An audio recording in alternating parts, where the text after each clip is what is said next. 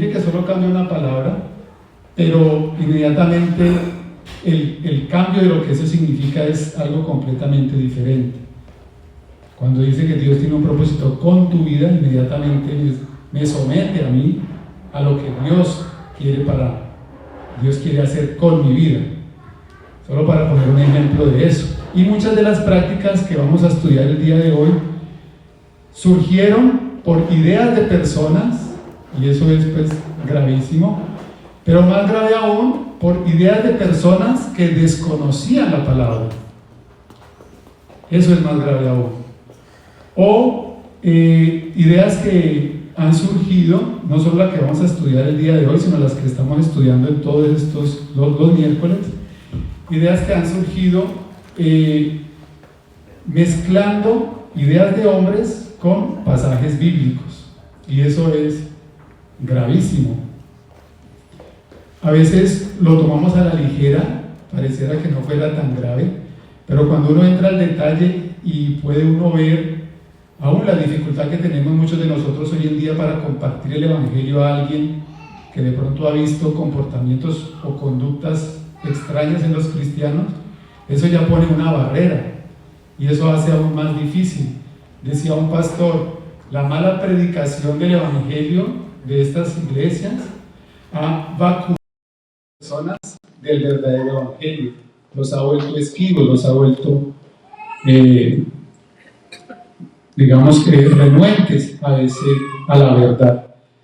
Muchos de los que están aquí en esta imagen, como lo decíamos, pues muy famosos, prédicas exitosas. Usted mira por YouTube y son miles y miles y miles de reproducciones de prédicas de estas personas, mensajes que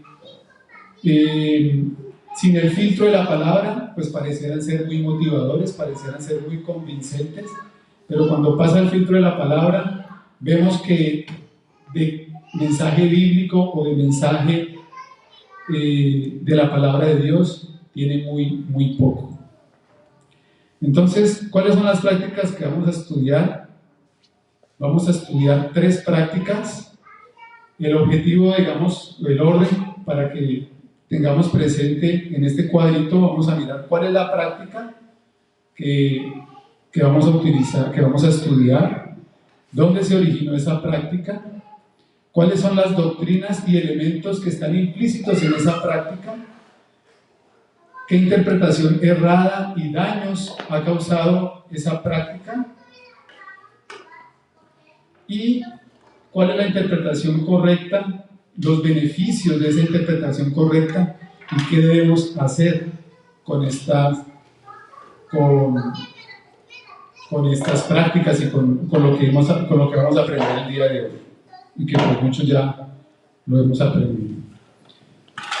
¿Por qué es importante aprender conocer estas prácticas, aprender la verdad y corregir lo que se está haciendo mal? ¿Qué piensan ustedes? ¿Por qué es importante hacer eso? ¿O no es importante y pueden participar? ¿Carito? No, es importante conocerlo. Ajá, es importante. Pero la importancia de esto, por un lado, para nosotros como cristianos, conocer la verdad. Cuando vamos a cumplir el mandato del Señor de predicar el Evangelio a otras personas, predicar la verdad, ¿cierto? Miren la importancia de conocer la verdad, predicar la verdad, corregir, ¿cierto? Y no hacer más daño del que ya una persona puede tener por una mala práctica. Entonces, es importantísimo que le prestemos mucha atención a estas cosas. Como les digo, a veces pareciera como que no es tan grave, siempre ha sido así, no nos fijemos en eso, pero cuando uno entra al detalle y a la profundidad de lo que representa para la iglesia, para el cristianismo, para la fe de una persona, incluso para la salvación de una persona, es bien importante. Entonces, las prácticas que vamos a estudiar el día de hoy es no juzgar para no ser juzgado. No sé si han escuchado esa frase. No, es que yo no juzgo para no ser juzgado. Si el Señor Jesucristo no juzgó a la mujer en adulterio, ¿por qué yo sí la voy a juzgar? ¿O por qué yo sí voy a juzgar a tal persona o tal acción? Eso lo hemos escuchado, ¿cierto? Y lo hemos escuchado tanto de personas convincentes que nos la hemos creído. Y el creer eso nos ha llevado a ser pasivos, a ser tolerantes con ciertas cosas que sabemos que van en contra de la palabra, en contra de lo que Dios quiere para nuestras vidas, pero como estamos adoctrinados a no juzgar, como que nos quedamos callados y dejemos así, allá cada uno arregla sus cosas con Dios, yo no juzgo para no ser juzgado. ¿Les ha pasado o no? ¿Están vacunados con eso o no?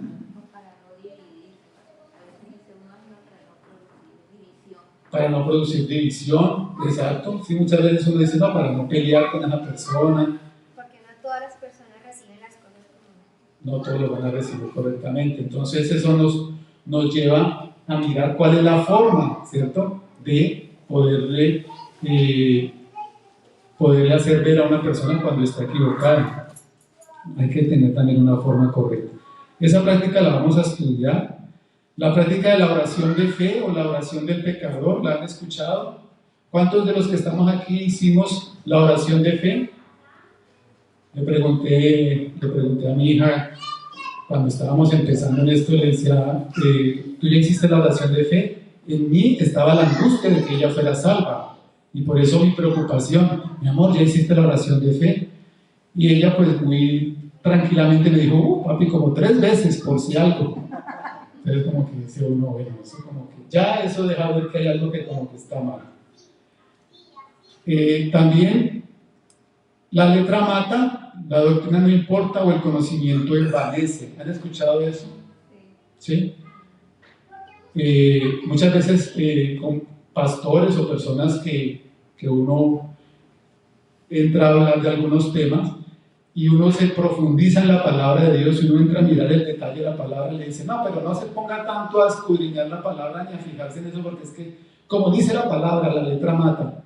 Y uno, oiga, sí, entonces como que mejor dejemos de profundizar tanto y vayamos al Espíritu y dejemos que el Espíritu sea el que nos revele.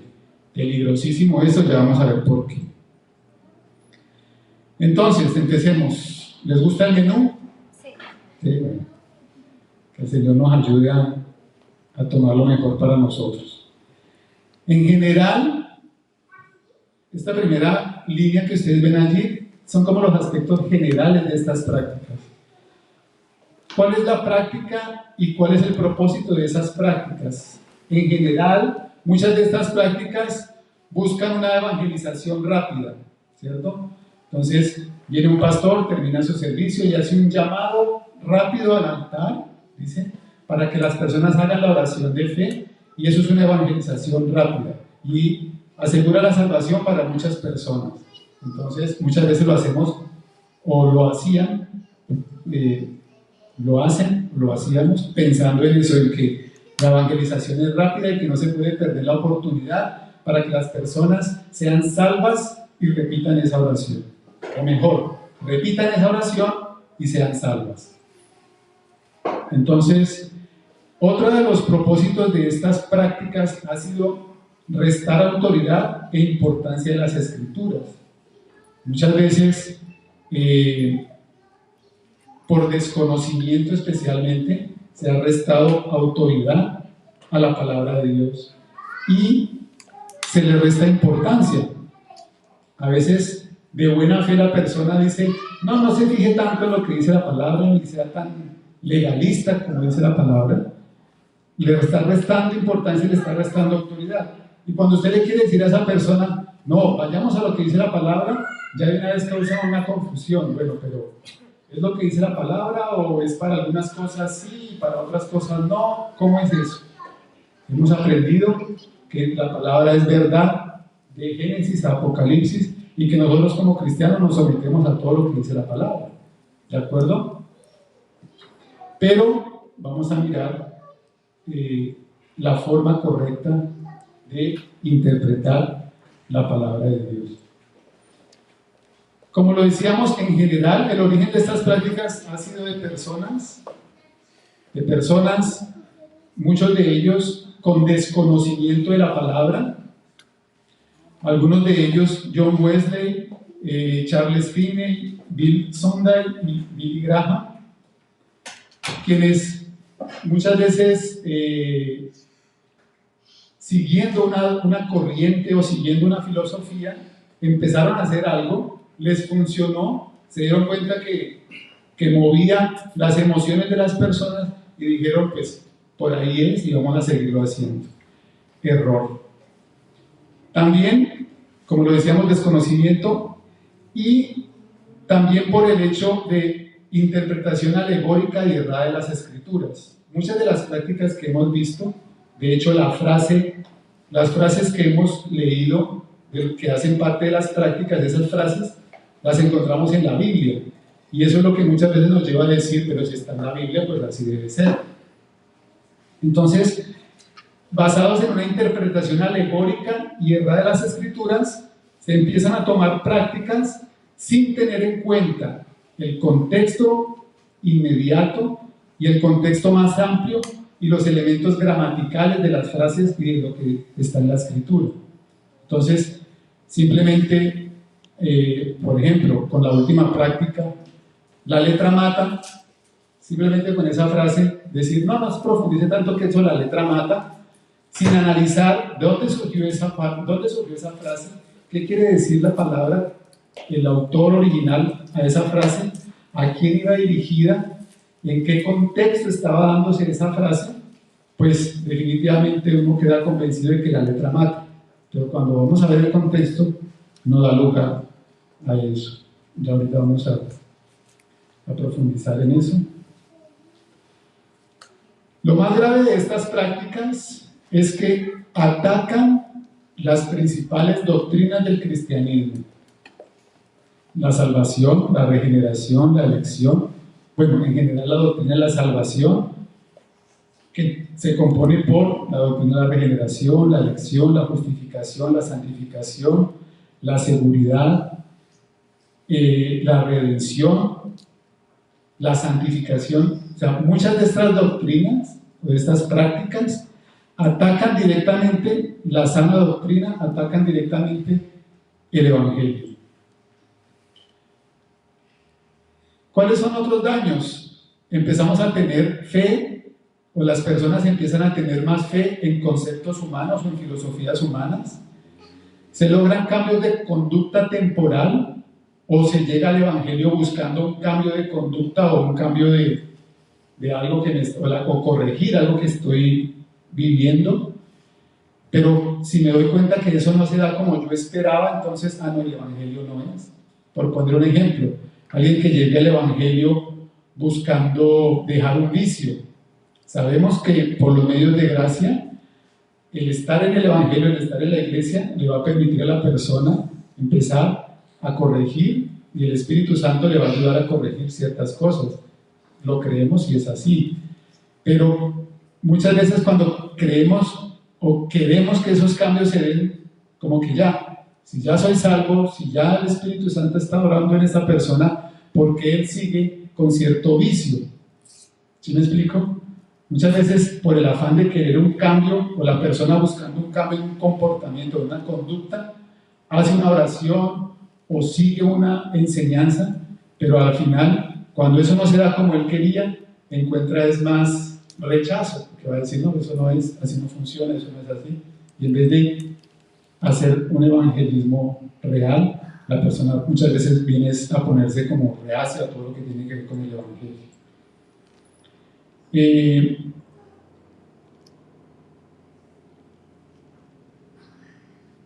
Lo decíamos entonces,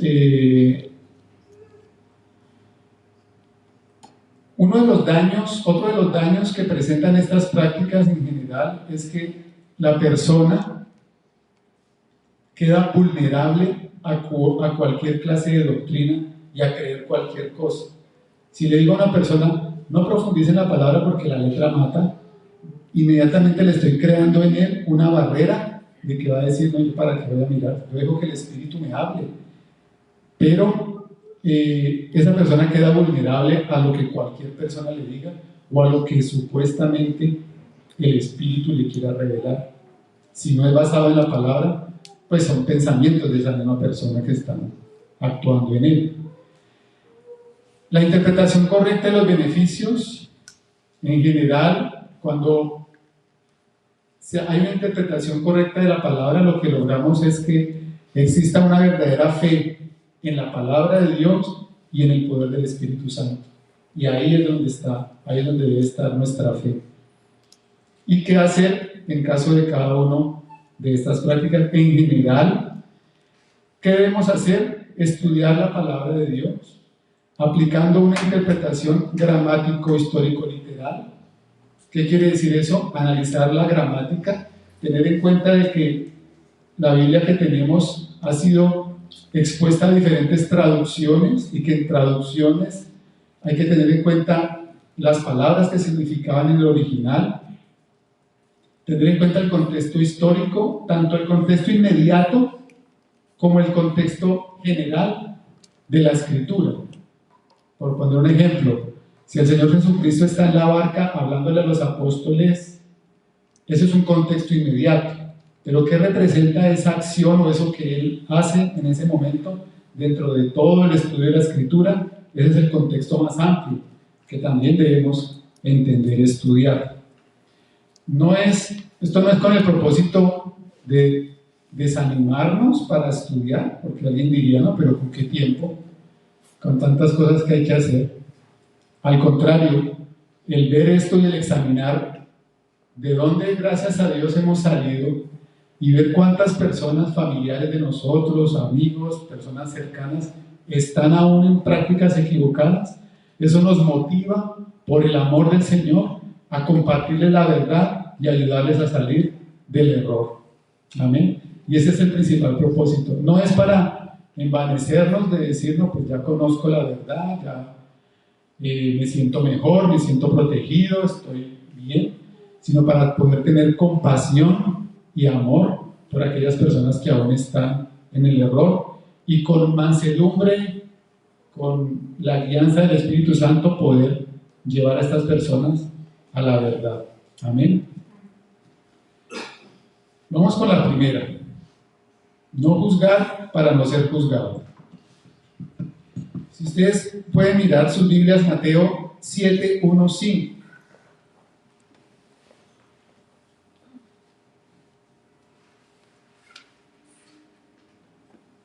Dice la palabra del Señor: no juzguéis para que no seáis juzgados. Como lo ven, está en la palabra. Y si yo le digo a un hermano nuevo en el Evangelio, no juzguemos para no ser juzgados, usted no se meta en eso, la persona va a estar bloqueada para emitir cualquier juicio, aun cuando el juicio que esa persona emita esté conforme a la palabra de Dios. Él no lo va a decir ni lo va a hacer. Pero me pregunto yo, o les hago la pregunta: ¿ustedes creen que un cristiano que ama a su hermano y que ve que está en el error estaría en posición de decir, yo no lo voy a juzgar ni voy a decir nada, mejor me quedo callado? Ustedes, si hablamos que el amor de Dios está en nosotros y que amo a mi hermano y veo que está en un error doctrinal o en un error en su vida, ¿ustedes creen que el amor no nos debe llevar a corregirlo? ¿O el amor nos debe llevar a dejarlo tranquilito y quietico en su error? ¿Qué piensan ustedes? El amor nos debe llevar a corregirlo, ¿cierto? Como es el mismo amor que nos lleva a predicar el Evangelio a otros. Ese es el mismo amor. Entonces, ahí surgió una práctica equivocada, pero miremos a la luz de la palabra.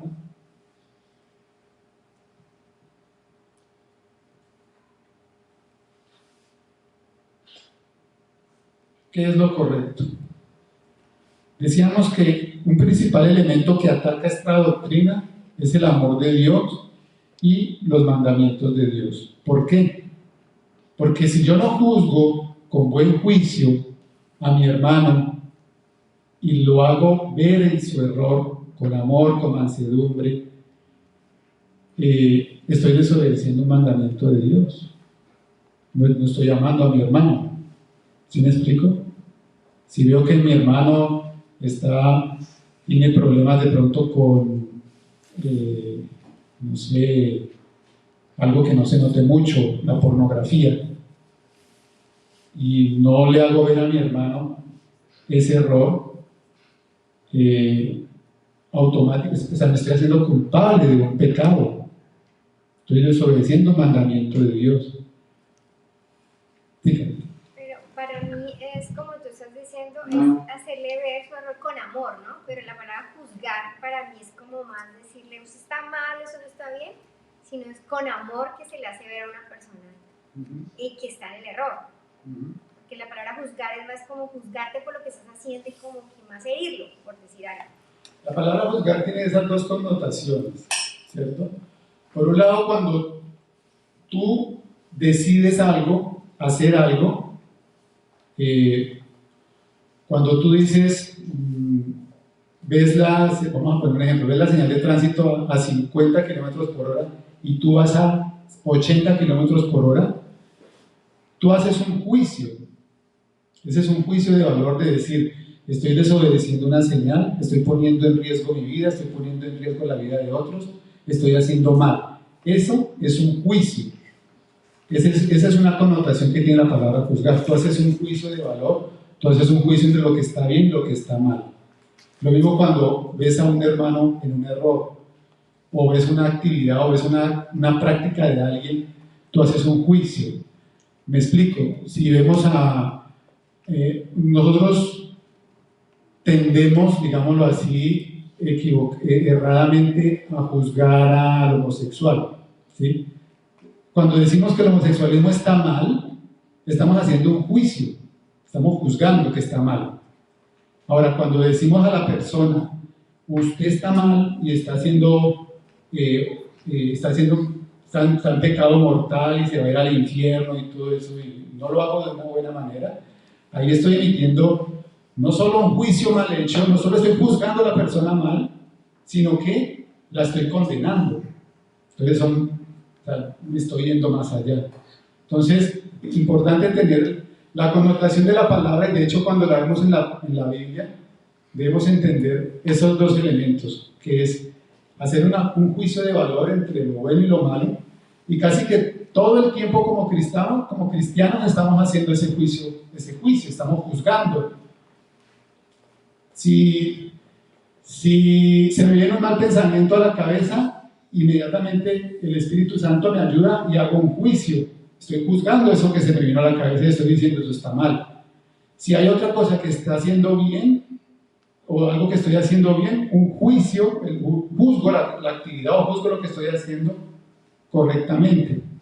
No sé si me hago entender. Hay un juicio de valor que hacemos y hay una acción de juzgar a la persona, ¿sí? Ahora, ¿estamos llamados a juzgar? Sí, estamos llamados a juzgar.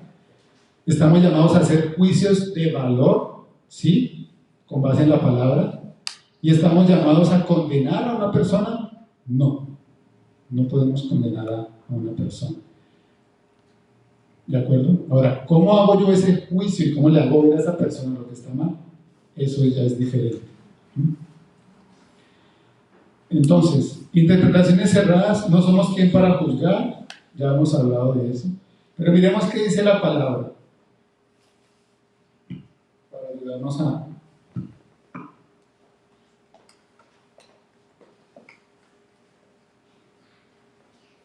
Mateo 7, 16, 24 dice la palabra del Señor. Jesús le respondió y dijo, mi doctrina no es mía. Vamos a ubicarnos un poco en el contexto para entender de dónde surge esa frase y por qué ha sido mal entendida. Mi doctrina no es mía, sino de aquel que me envió. El que quiere hacer la voluntad de Dios, conocerá si la doctrina es de Dios o si yo hablo por mi propia cuenta. Ahí estamos hablando de un juicio de valor.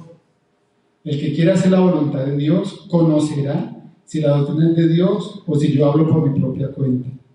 El que habla por su propia cuenta, su propia gloria busca, pero el que busca la gloria del que le envió, este es verdadero y no hay en él injusticia. ¿No os dio Moisés la ley y ninguno de vosotros cumple la ley? ¿Por qué procuráis matarme? Respondió la multitud y dijo: demonio tienes, ¿quién procura matarte? Jesús respondió y les dijo: una obra hice y todos os maravilláis. Por cierto, Moisés os dio la circuncisión, no porque sea de Moisés, sino de los padres, y en el día de reposo circuncidáis al hombre. Si recibe el hombre la circuncisión en el día de reposo, para que la ley de Moisés no sea quebrantada, os enojáis conmigo porque en el día de reposo sané completamente a un hombre. No juzguéis según las apariencias, sino juzgad con justo juicio. Es el Señor Jesucristo diciéndonos cómo debemos juzgar, o cómo deberían en el contexto juzgar, y cómo debe ser un verdadero juicio. No juzguéis según las apariencias, sino juzgad con justo juicio. Dice que esto no está. Juan, debe ser Juan. Juan 7:24. Sí, es Juan 7. Debe ser.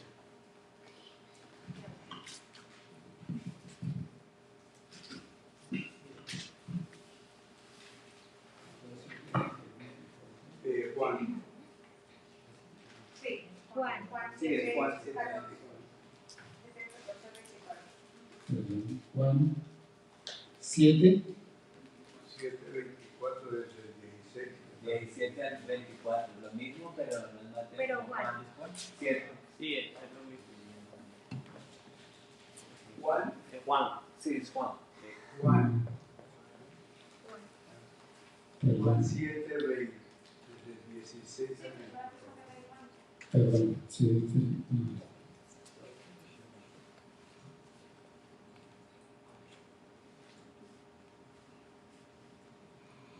Entonces, ¿cuál es el contexto de lo que estamos viendo aquí?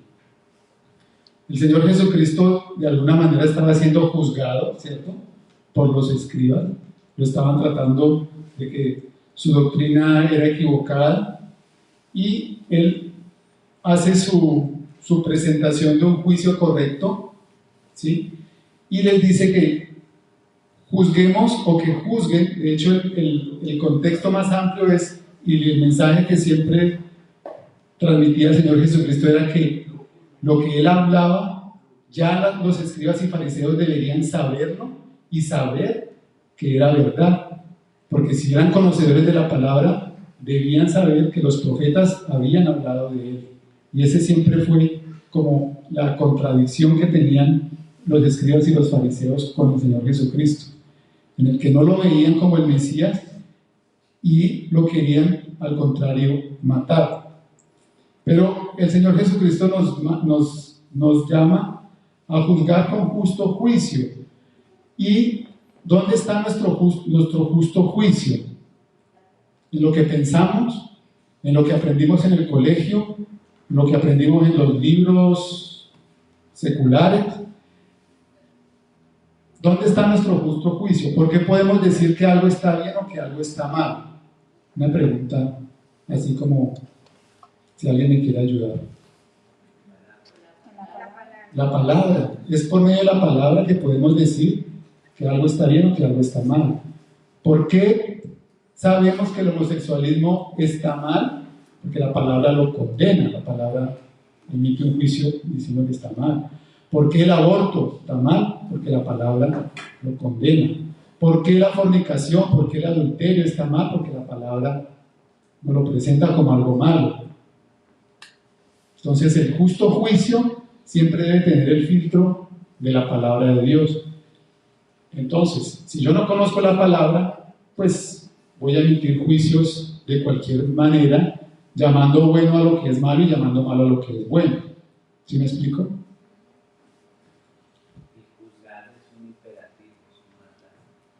Y juzgar es un mandato, ¿sí?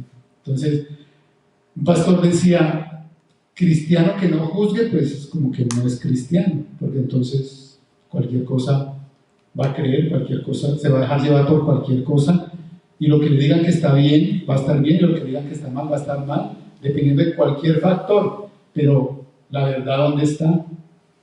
Nosotros, Señor. No, algo que, pues, una analogía que uno puede hacer es que sí, suena fuerte, como decía Carolina, cuando a uno le dicen como su labor es juzgar.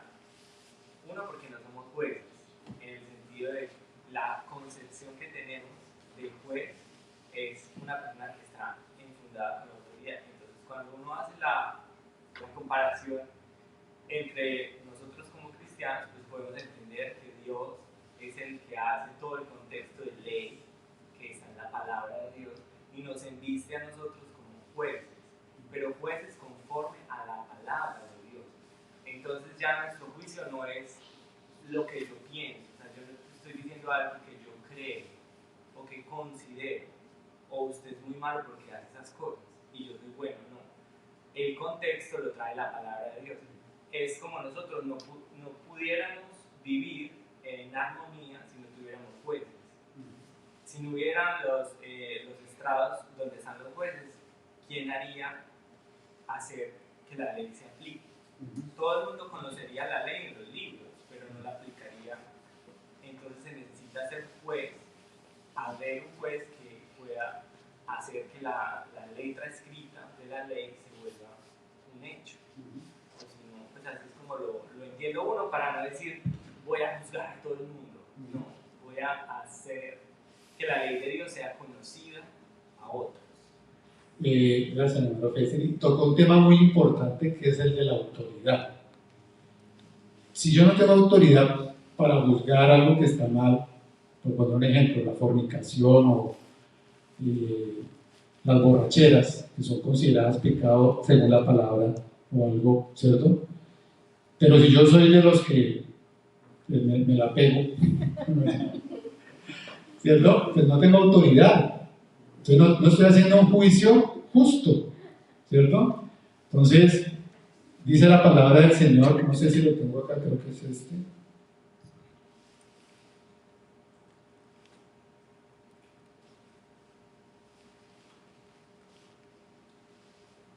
No es este. El versículo bíblico que habla acerca de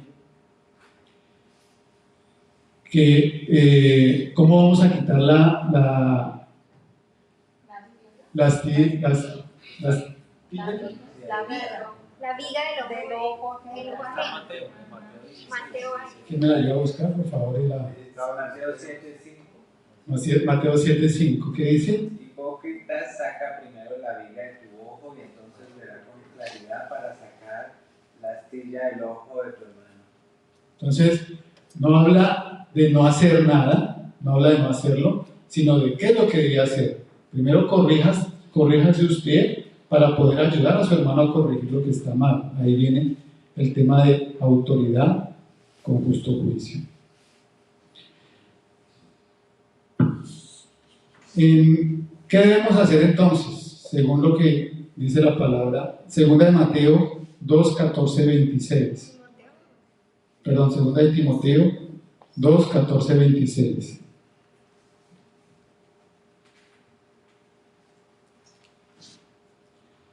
Recuérdales esto, exhortándoles delante del Señor a que no contiendan sobre palabras, lo cual para nada aprovecha, sino que es para perdición de los oyentes.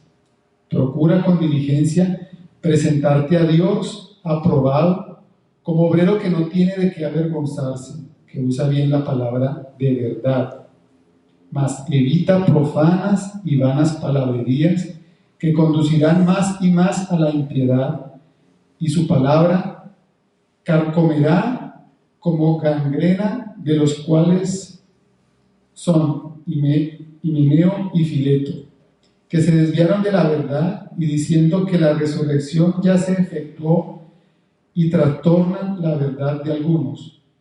Pero el fundamento de Dios está firme, teniendo este sello: conoce el Señor a los que son suyos, y apártese de iniquidad todo aquel que invoca el nombre de Cristo.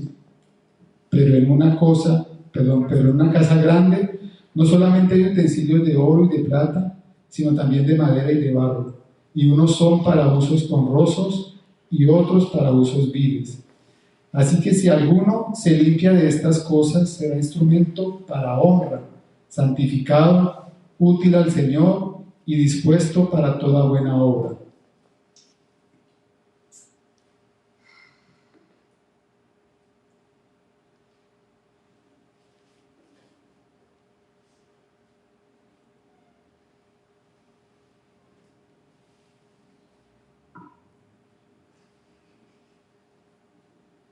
Entonces,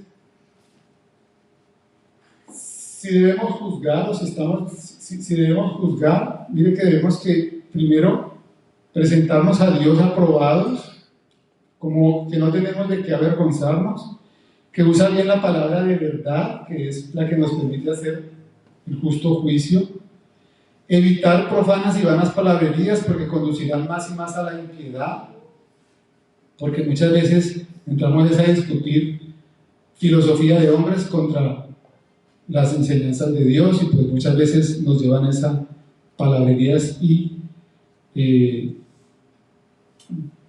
malos entendidos. Entonces, aquí dentro del contexto, el tema de discusión es la resurrección del Señor Jesucristo y muchos de ellos la tenían como, dice aquí, se desviaron de la verdad diciendo que la resurrección ya se efectuó y que trastorna la fe de algunos. Pero el fundamento de Dios está firme teniendo este sello: conoce al Señor, a los que son suyos, y apártese de iniquidad todo aquel que invoca el nombre de Cristo. Bueno, quise tomar más del texto porque pues, cuando uno empieza a leer uno se da cuenta que como que todo aplica y como que todo sirve.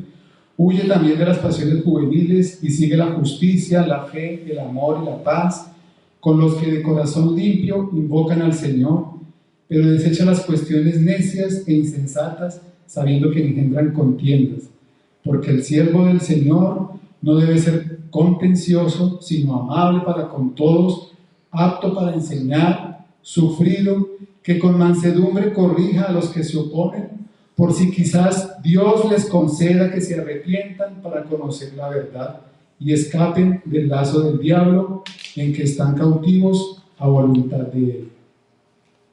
Ven como todo encaja, conocemos la verdad, Dios nos da mansedumbre, oramos por la persona a la que vamos a ayudar, rogándole a Dios que les conceda a ellos el arrepentimiento.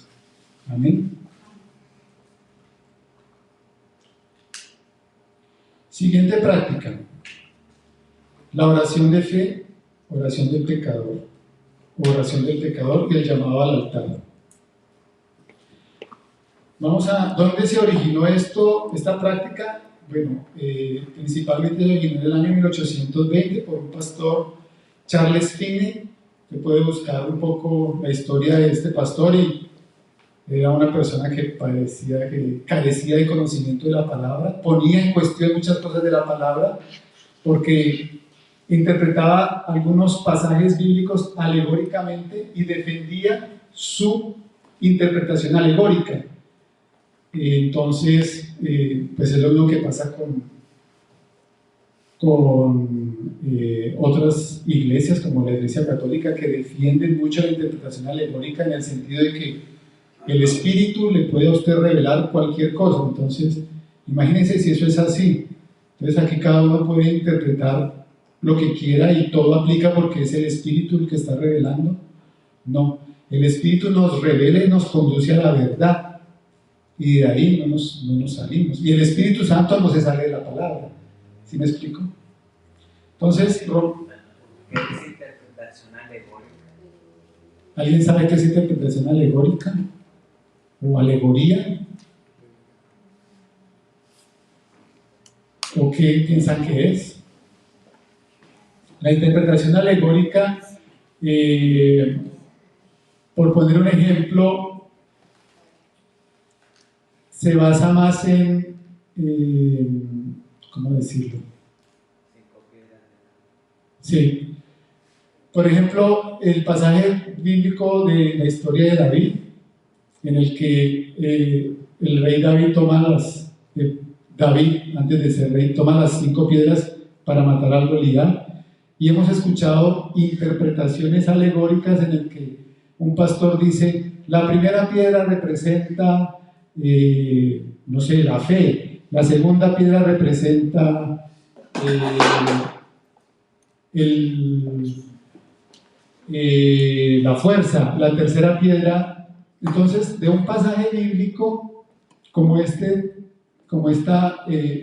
relato de la historia que sucedió entre David y Goliat, sacan una interpretación alegórica y de ahí empiezan a decirle a la gente, derriba tu Goliat, ¿sí? Entonces tu Goliat es el problema financiero, tu Goliat es tu esposo, tu esposa, derriba tu Goliat, saca tus 5 piedras, entonces saca la piedra, tu suegra, saca, no sé, pero de un texto, de una historia bíblica,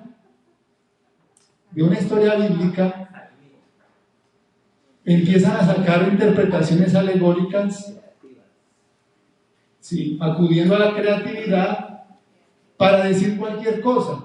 Entonces, ya David ya no era, ya el Goliat ya no era un gigante, un filisteo, sino que Goliat puede ser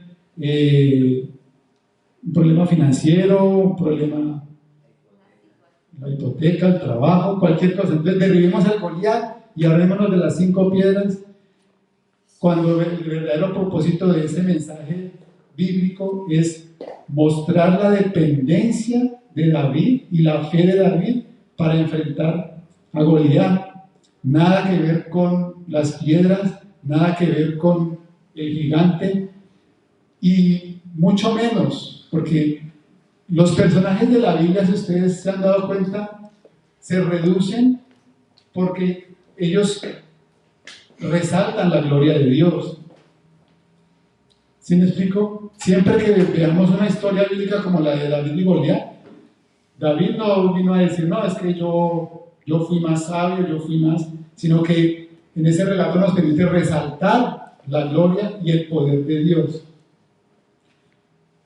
En conclusión, la interpretación alegórica es cualquier interpretación creativa que una persona pueda hacer de un texto bíblico sin tener en cuenta el contexto, sin tener en cuenta el significado real, sino simplemente la creatividad de lo que la persona quiera decir.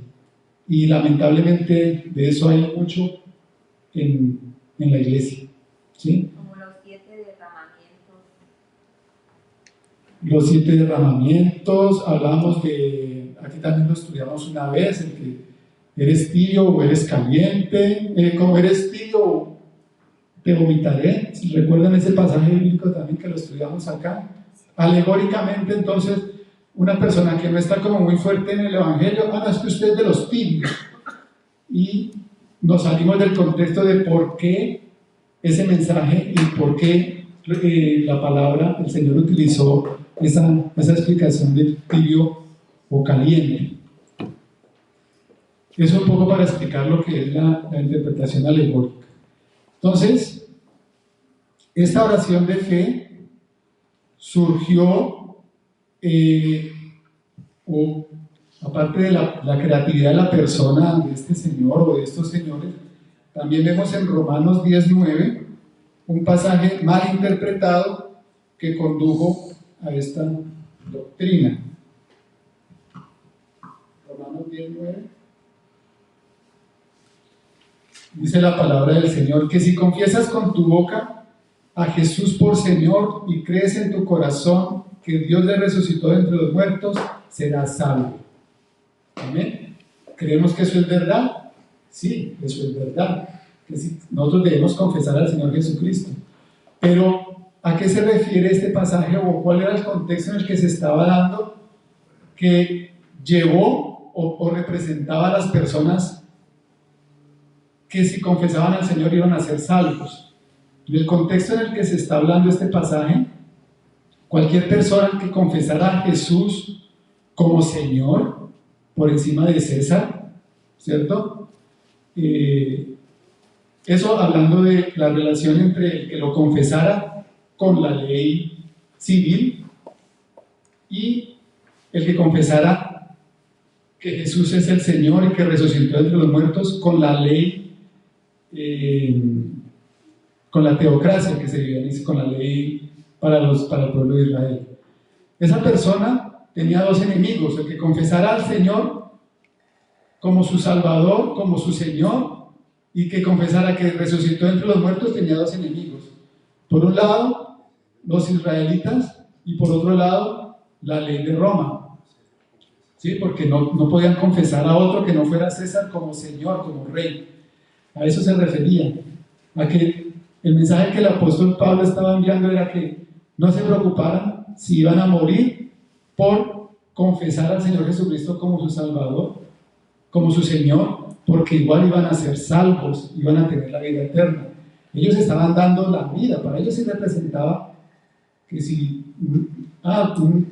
contra el César, pues era objeto de muerte. Entonces se tomaron ese versículo para decir de que si yo confieso, soy salvo. Sí, nosotros también hoy en día confesamos que el Señor es nuestro Señor, que el Señor es nuestro Salvador, que es el reino de nuestras vidas, pero esa confesión, esa oración no me salva. Esa oración de fe no salva. ¿Por qué? Porque la persona muchas veces hace la oración, pero el Espíritu Santo no ha obrado en esa persona. Luego no hay ningún cambio, no hay ninguna evidencia de arrepentimiento de pecado. Entonces, hace la oración, sale de la iglesia, y como no hay obra del Espíritu Santo aún en él, no hay arrepentimiento, en poco tiempo estará repitiendo las mismas malas conductas, el mismo pecado, y no hay frutos de arrepentimiento.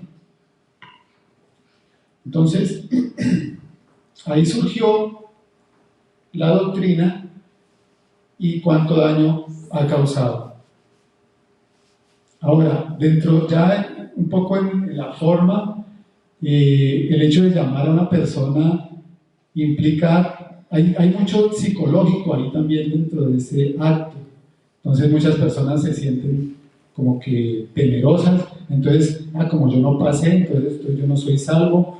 Como yo no hice la oración, yo no repetí lo que la otra persona estaba diciendo, entonces yo no soy salvo. Y se empiezan a crear un poco de elementos psicológicos en la persona, que cuando usted le vaya a decir, no, es que usted no es salvo por la oración, sino usted es salvo por esto y esto y esto y esto, pues va a ser difícil convencerlo y derribar ese falso argumento que se haya creado en esa persona. ¿Hasta ahí tenemos alguna pregunta? ¿No? Bueno. Esta doctrina ataca toda la doctrina de la salvación, fortalece erradamente la salvación por obras. Usted hizo la oración de fe, entonces es salvo. Contradice, niega la justificación por la fe, porque entonces la fe ya no es en el Señor Jesucristo y en la obra redentora del Señor Jesucristo, sino que la fe está puesta en mi confesión, mi oración. Derriba toda posibilidad de que el Espíritu Santo, o mejor, contradice la doctrina de que el Espíritu Santo obra y tiene el poder para convencer y convertir a la persona, llevarla al arrepentimiento y a la fe. Entonces, pues, pone en entredicho la obra del Espíritu Santo, esta doctrina. No hay un arrepentimiento genuino, porque pues, la persona podría decir, no, pues yo como ya confesé, y es lo que muchas veces vemos, la persona hace la oración inducida muchas veces por otra persona, pero en su corazón no hay un arrepentimiento genuino, pues no hay obra del Espíritu Santo, no hay un nuevo nacimiento. La interpretación errada entonces, que la oración es la que salva, la oración no es la que salva.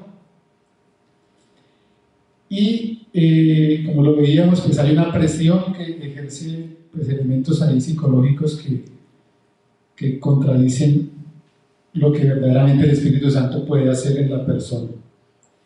Entonces, ¿cuál es la oración de fe? Esto lo tomé de la página web de Coalición por el Evangelio. Esta es, pues, la oración de fe. Pedir a Dios que cumpla lo que ya prometió en su palabra. Esa promesa es la única base de nuestra confianza en pedir. Tal confianza no se genera desde dentro de nuestra vida emocional, más bien nos es dada y sustentada por lo que Dios ya ha dicho en la Escritura.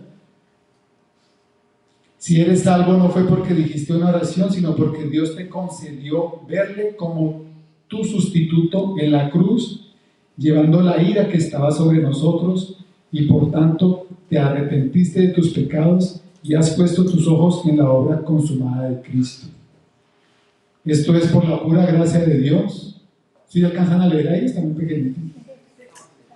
Esto es por la pura gracia de Dios en ti, dando frutos dignos de arrepentimiento en tu vida.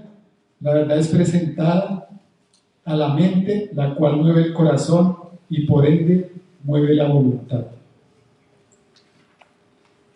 ¿Qué hacer?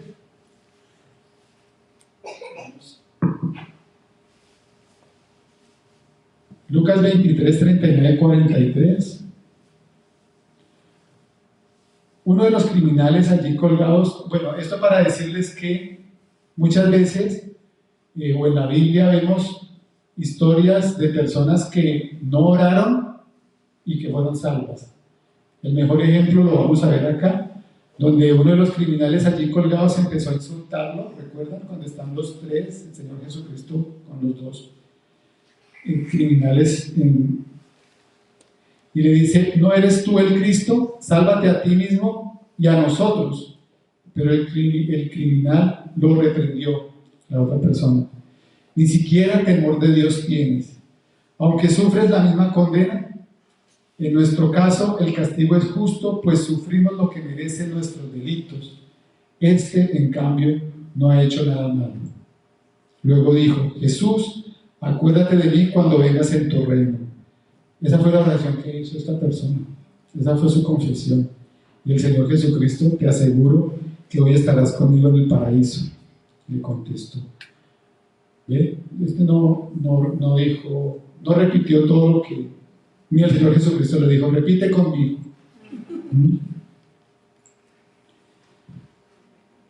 Personas que oraron mucho pero que no fueron salvas, también las hay.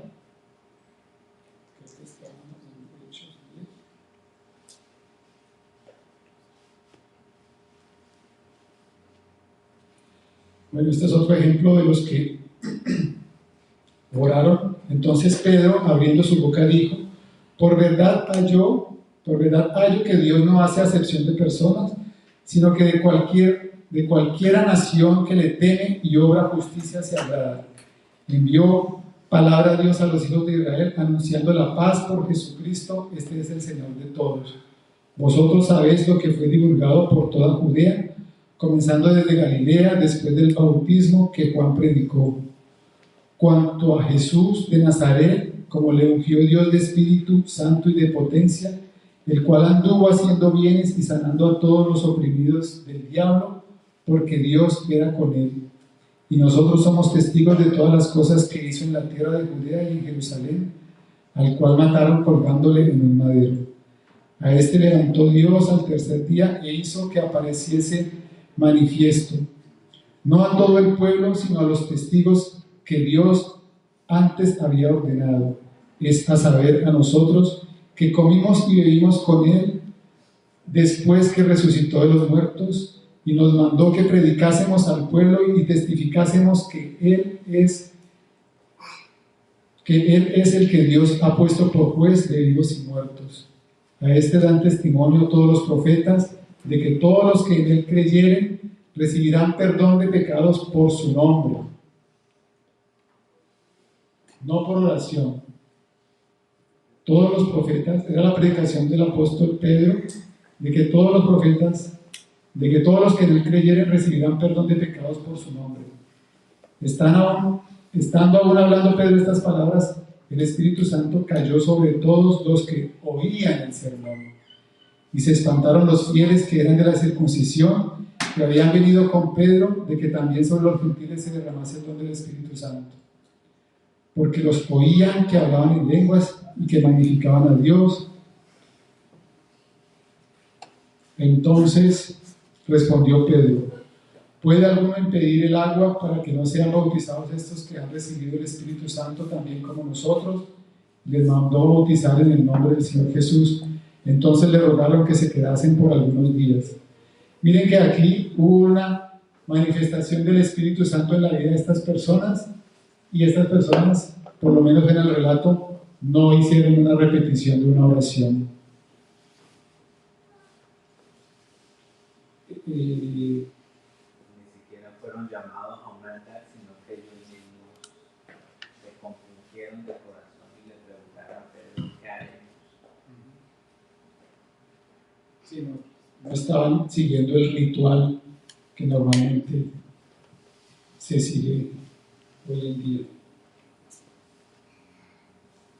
Este es el ejemplo del que ora mucho pero que igual no es salvo. El fariseo en pie oraba consigo de esta manera: Dios, te doy gracias porque no soy como los otros hombres, ladrones, injustos, adúlteros, ni aun como este publicano.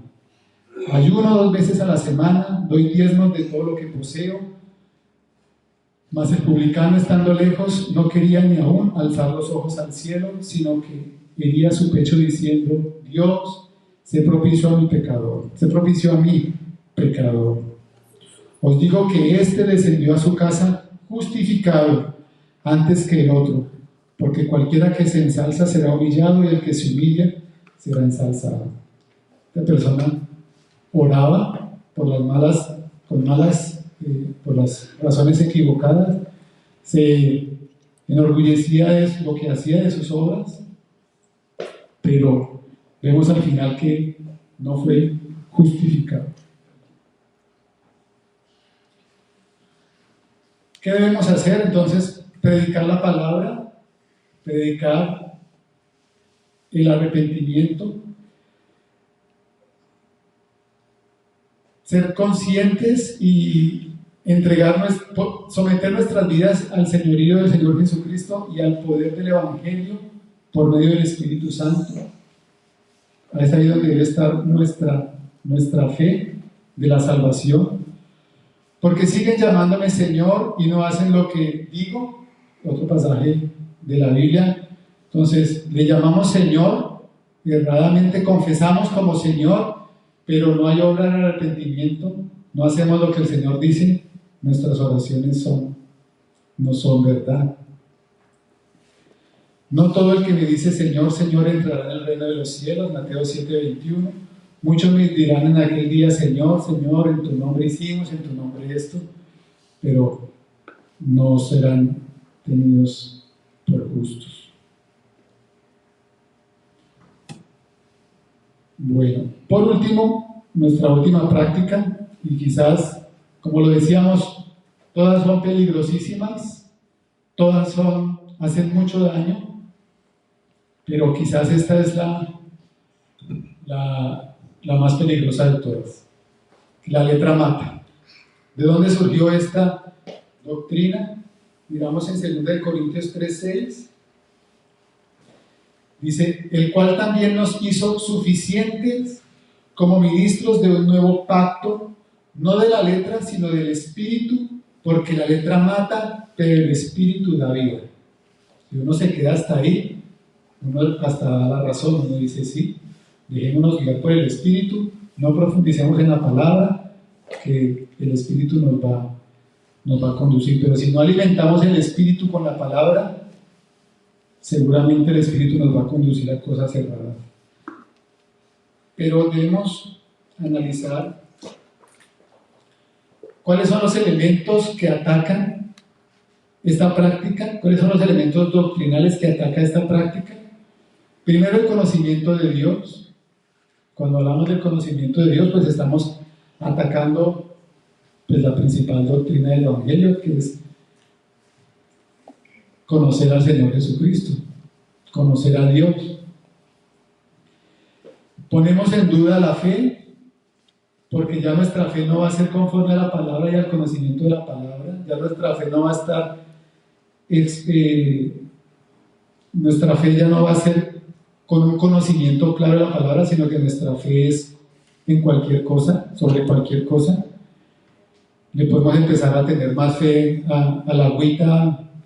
Sí, como ustedes han escuchado la frase que dice, no, yo le tengo una fe al limón, le tengo una fe a la agüita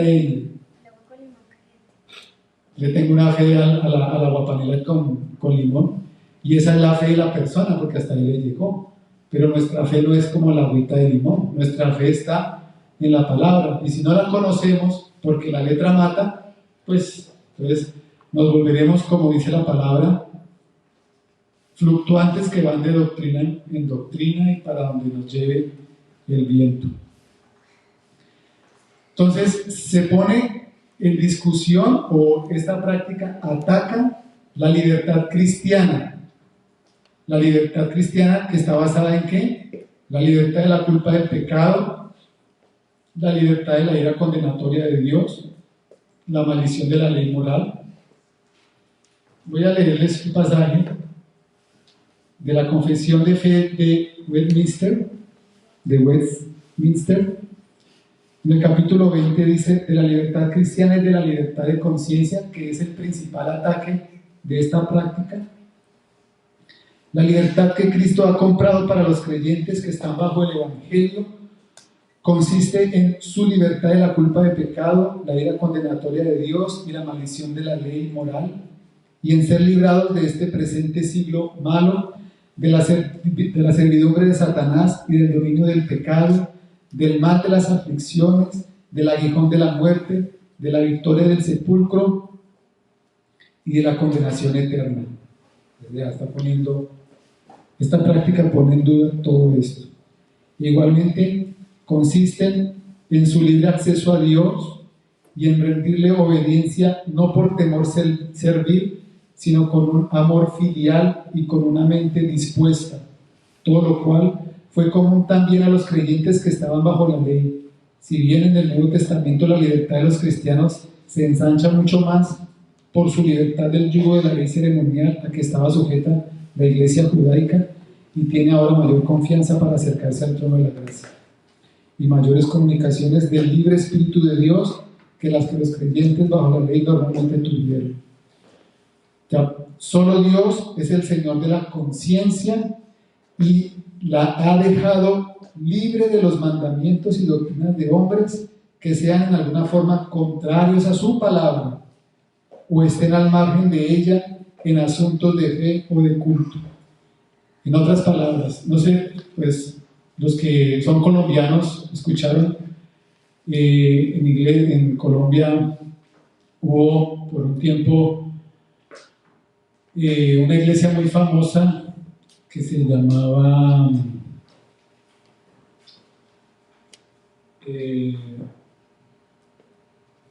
era tan famosa que se me olvidó el nombre. Bueno, era un predicador que de hecho él decía que se consideraba a Jesucristo, o que gracias sobre gracia. Es esta iglesia muy famosa, muchas personas se congregaban allí, tenía sus oficinas, sus instalaciones en Chapinero, en Bogotá, y uno decía, o sea, yo me preguntaba por qué estas personas acuden a esta persona sabiendo de ya que pues, era una persona que tenía un mal testimonio, tenía problemas pues hasta judiciales. ¿Por qué por qué las personas acudían con tanto fervor y en masa y casi que idolatraban a esta persona? Y la respuesta pues muy sencilla: por desconocimiento, ¿o no? ¿Ustedes qué piensan?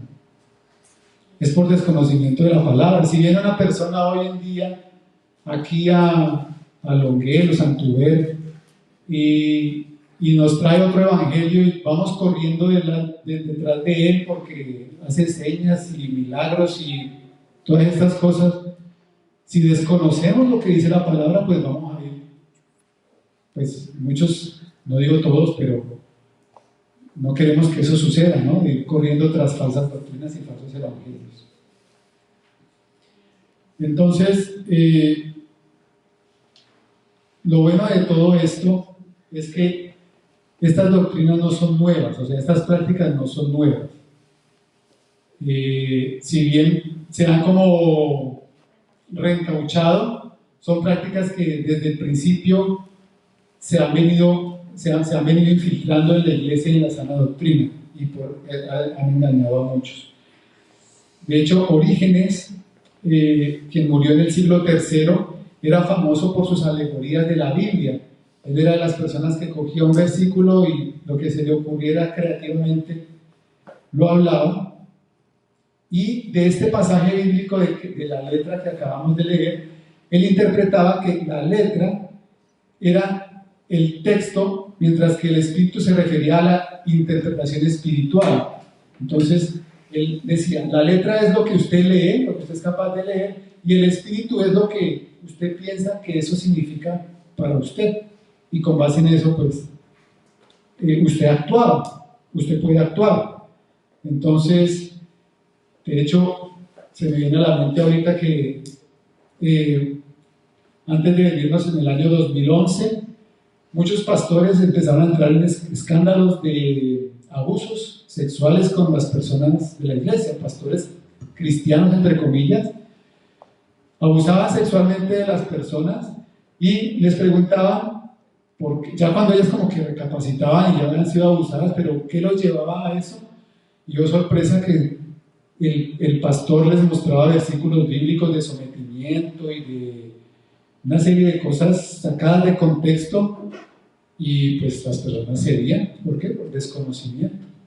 Entonces, esto es desde tiempo atrás, esto se ha visto y se ha querido interpretar mal la palabra. ¿Cuál es la interpretación correcta y qué debemos hacer? Vamos a leer completo el pasaje bíblico, el mismo que estábamos leyendo, pero lo leemos completo. Y este es un ejercicio que es bueno hacer cuando tengamos duda de algo que está escrito en el primer versículo que estamos leyendo. Profundicemos un poquito más, vayamos más atrás del pasaje bíblico y más adelante para entender. Entonces, 2 Corintios 3, 1, 6 dice: comenzamos otra vez a recomendarnos a nosotros mismos. Está hablando el apóstol Pablo. Y dice: o tenemos necesidad, como algunos, de cartas de recomendación para vosotros o de recomendación de vosotros. El contexto es que se estaba poniendo en cuestionamiento el apostolado del apóstol Pablo y de los otros apóstoles. Es decir, no les estaban creyendo lo que estaban diciendo, que tuvieron que recurrir, como dice aquí, comenzamos otra vez a recomendarnos a nosotros mismos, o tenemos necesidad algunos de cartas de recomendación. Entonces tenían que llevar una carta de recomendación del apóstol para que le creyeran que lo que esta persona estaba diciendo era verdad. Entonces el apóstol Pablo les corrige y les dice: nuestras cartas sois vosotros, o sea, ustedes con su vida son cartas abiertas, escritas en nuestros corazones, conocidas y leídas por todos los hombres. Su testimonio hablaba más que cualquier carta de recomendación, es lo que les está diciendo. Siendo manifiestos que sois carta de Cristo expedida por nosotros, escrita no con tinta, sino con el Espíritu de Dios vivo, no en tablas de piedra, sino en tablas de carne del corazón. Y tal confianza tenemos mediante Cristo para con Dios, no que seamos competentes por nosotros mismos para pensar algo como de nosotros mismos, sino que nuestra competencia proviene de Dios, el cual asimismo nos hizo ministros competentes de un nuevo pacto, no de la letra, sino del Espíritu, porque la letra mata, mas el Espíritu vivifica. ¿Sí estamos viendo el contexto? Él les está diciendo: ustedes no necesitan letra, ustedes necesitan ser cartas abiertas, guiados por el Espíritu que vive en ustedes, que es el mismo Espíritu que va a vivir en cualquiera que los escuche, que el Espíritu Santo obre en sus vidas. Entonces, ¿hasta ahí alguna pregunta? quería Sí. la interpretación que la letra se refiere realmente es a la carta que ellos están hablando que no es necesario, ¿no? A eso me refería la letra de verdad. No solamente. No solamente a eso, Exacto. sino a los mandamientos, a la ley. A la ley A la ley como tal. Les está diciendo que la ley como tal los mataba porque estábamos condenados por la ley, pero el Espíritu, por la obra regeneradora del Señor Jesucristo, nos daba la libertad y la confianza de la vida eterna. ¿Sí me explico? Sí, sí. Dígame el apóstol Pablo, porque el apóstol Pablo, con toda la autoridad que tenía y el legado, el estudio, era un hombre muy estudioso, era un doctor de la ley, mas sin embargo él se pone allí, la letra puede notar, no estoy predicando lo de la letra, estoy predicando del Espíritu Santo de Dios. No, que ahí el versículo todo lo hemos escuchado, la letra mata, ¿sí lo hemos escuchado o no? Y después se combina con otro versículo que dice Hechos, por ahí en Hechos, Festo, Pablo con Festo dice, la mucha letra te ha vuelto loco. Eso está en la Biblia. Claro, porque era un hombre estudioso. ¿Sí? Entonces combinan los dos versículos y ¿qué hace en su mente? Es un llamado a la ignorancia, no estudie tanto la Biblia. Pero combinó el versículo, ese segundo versículo de Hechos, que fue el caso con Festo, fue un impío que le está diciendo al apóstol Pablo, las muchas letras te matan. Entonces, un mandamiento. Se está burlando del apóstol Pablo. No puedo combinar los dos versículos. Ahora este versículo dice que la letra mata, mas el espíritu vivifica. ¿Por qué el apóstol Pablo no utilizó la palabra la ley mata? Porque está incluyendo, le están pidiendo cartas de recomendación de su apostolado, que en Jerusalén, los duros de Jerusalén, los fariseos, le den una carta de recomendación. ¿Cuál es su autoridad? Y el apóstol Pablo está diciendo, yo no necesito autoridad de carta de nadie. ¿Por qué? Porque la carta mía de presentación y de autoridad es que el Espíritu Santo está cambiando las personas que eran fornicarias, idólatras. Eso es una obra sobrenatural del Espíritu que nadie puede hacer. Está diciendo el apóstol Pablo. Pero ustedes son judaizantes que quieren ser salvos por las obras de la ley, no por la obra del Espíritu Santo. Entonces combina la letra de las cartas de recomendación con la letra escrita en tablas, ahí dice escrita en piedra.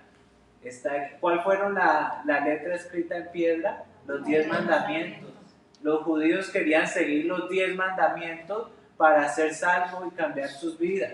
No podían, porque la ley los mata. ¿Qué hace la ley? La ley no salva a nadie. La ley nos mata, ¿para qué? Y es una guía para conducirnos y llevarnos a Cristo, porque la ley nos muestra que somos pecadores. Eso es lo que hace la ley. Y es buena la ley, porque nos conduce a buscar un Salvador. Porque la ley me dice, eres adúltero, fornicario. ¿Y cómo lo deja uno? Muerto. Y después de muerto, ¿qué hace uno? Buscar un Salvador. Y nos conduce la ley a Cristo. Entonces el apóstol Pablo usa esa palabra para reunir sus cartas de recomendación que ustedes buscan. Es la obra del Espíritu Santo la que deben buscar y no la ley que está escrita en tabla. Quieren vivir ustedes por la ley, no pueden. Eso está muerto, la ley los mata, como dijo en Romanos 7, también el apóstol Pablo dijo, conocí la ley me mató, yo morí, dijo Pablo, porque ese es el propósito de la ley.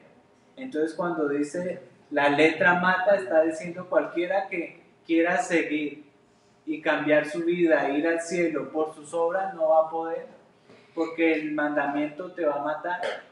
Lo que vivifica es el Espíritu Santo, ¿cómo? El que nos conduce a Cristo. Entonces ese es el contexto del versículo. Otro versículo que unen con ese es el conocimiento envanece. ¿Sí lo hemos escuchado? Sí. que el conocimiento envanece, que genera orgullo. ¿Y en qué contexto lo dijo el apóstol Pablo en 1 Corintios?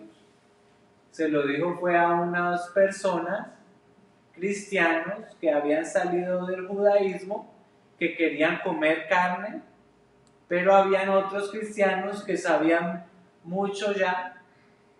Entonces está diciendo, está comiendo eso sacrificado a los ídolos, y ya no hay que comerse las cosas sacrificadas a los ídolos. O otros decían, sí, cómasela porque ya estamos en Cristo y ya todo eso era parte de la ley, comamos. Entonces había gente que sabía mucho de la libertad cristiana, y habían hermanos débiles que querían comer, pero sabía que la carne que venía de ahí fue sacrificada a un ídolo, y ellos en su corazón sentían que estaban pecando contra Dios y no la comían. Y los otros que sí la comían se burlaban de ellos. En ese contexto Pablo le dice, el conocimiento te envanece. O sea, saber que Cristo te liberó de la ley y todo eso, pero te burlas de tu hermano porque quiere abstenerse de comer algo sacrificado, te estás burlando de él, te estás envaneciendo en tu conocimiento. Ese es el contexto de ese versículo. Luego, esos 3 versículos, ninguno se aplica para decir que es un llamado a la ignorancia. La letra mata, mas el espíritu vivifica. ¿Cuándo se dice ese? Cuando vamos a confrontar a una persona con lo que dice la palabra. Va a decir, no, olvidémonos de la palabra y más bien enfoquémonos en el amor o lo que el espíritu me dice. Ya para terminar, ¿cuál es el propósito de todo esto? Como lo decíamos desde el principio, no solo de escudriñar la palabra, profundizar en ella, como lo dice en Efesios 4, 12, 15, el propósito de todo esto es a fin de perfeccionar a los santos para la obra del ministerio, para la edificación del cuerpo de Cristo, hasta que todos lleguemos a la unidad de la fe y del conocimiento del Hijo de Dios, a un varón perfecto a la medida de la estatura de la plenitud de Cristo, para que ya no seamos niños fluctuantes, llevados por donde quiera de todo viento de doctrina, por estratagema de hombres que para engañar emplean con astucia las artimañas del error, sino que siguiendo la verdad en amor, crezcamos en todo en aquel que es la cabeza, esto es Cristo. Amén, mis hermanos. Entonces, ¿alguna pregunta? ¿Alguien quiere agregar algo más? ¿No? Por algo el Señor Jesús dijo plenamente, conoceréis la verdad y la verdad os hará libres. Y para conocer la verdad tenemos que estudiar la palabra, debemos de averiguarla, estudiarla, profundizarla.